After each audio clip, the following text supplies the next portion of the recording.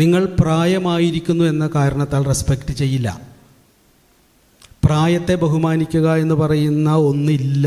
ഇനി ഒരു കാലത്തും നമ്മൾ പ്രായത്തെ അല്ല റെസ്പെക്റ്റ് ചെയ്തിട്ടുള്ളത്.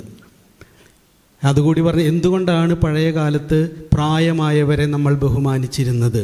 പ്രായമായവരെ ബഹുമാനിച്ചിരുന്നത് അവർ പ്രായമായതുകൊണ്ടല്ല. ആദ്യകാലത്ത് നമ്മുടെ അറിവ് വായ്മൊഴിയായാണ് കൈമാറി വന്നിരുന്നത്. വരമൊഴി ഉണ്ടാകുന്നതിന് മുൻപ് വായ്മൊഴിയായി അറിവ് കൈമാറി വന്നിരുന്ന കാലത്ത് അറിവിൻ്റെ ഇരിപ്പിടം ഏറ്റവും പ്രായമായവരാണ്. എല്ലാ അറിവുള്ള ആളെന്ന് പറഞ്ഞാൽ ഏറ്റവും പ്രായമുള്ള ആളാണ്.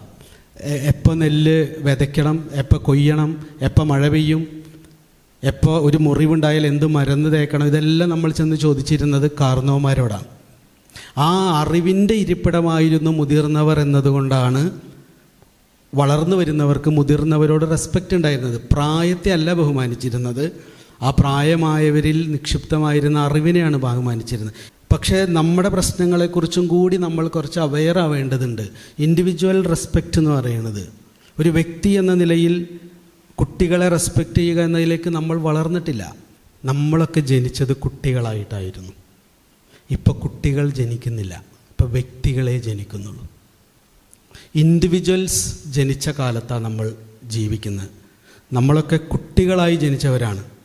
കുട്ടികൾ എന്ന് പറയുന്നത് നല്ലതൊന്നായിരുന്നു. എല്ലാവർക്കും മേടാനുള്ള ചെണ്ടയാണ് കുട്ടി. ഇന്ന് കുട്ടികളില്ല. ഒരാളെയും മേടാൻ അവർ സമ്മതിക്കില്ല. അവർക്ക് നമ്മൾ നമ്മുടെ ജീവിതത്തിന് പകുത്തു കൊടുത്താലും നമ്മളവരെ മേടാൻ ചെന്നാൽ അവർ ചോദ്യം ചെയ്യും. അപ്പോൾ ഞാൻ നിനക്ക് ഭക്ഷണം തന്നില്ലേ, വസ്ത്രം വാങ്ങിച്ചെന്നില്ലേ, ലാപ്ടോപ്പ് വാങ്ങിച്ചെന്നില്ലേ, നിന്നെ നോക്കുന്നില്ലേ, ഫീസ് അടക്കുന്നില്ലേ? ഒരു കാര്യമില്ല. അവർക്ക് ആദ്യം വേണ്ടത് അവരുടെ ഇൻഡിവിജ്വാലിറ്റിയെ റെസ്പെക്റ്റ് ചെയ്യുന്ന മുതിർന്നവരെയാണ്.